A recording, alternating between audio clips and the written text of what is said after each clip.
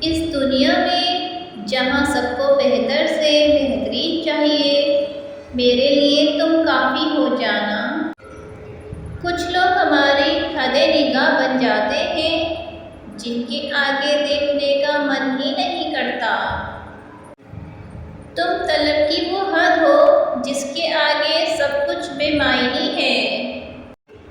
महसूस कर मुझे तो खुद में कहीं पे है तेरी धड़कन, जहाँ मैं हूँ वहीं पे। अपनी मोहब्बत पे फ़कत इतना भरोसा रखना, तेरे वफ़ाएं मुझे किसी और का होने नहीं देंगी। महबूब के साथ तो कोई नुक्ता भी बर्दाश्त नहीं होता।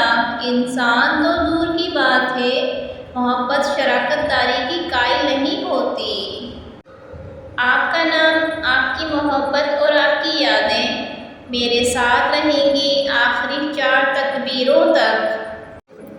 मेरी चाहतों की शाम हसीन हो जाए, हम मांगे तुम्हें और हर तरफ से आमीन आमीन हो जाए। किस तरह किसी और से मोहब्बत कर लूँ, मुझे तुमसे ज़्यादा कोई प्यारा नहीं लगता। हम जिसमें बस रहे हैं वो दुनिया तुम ही तो हो जाना।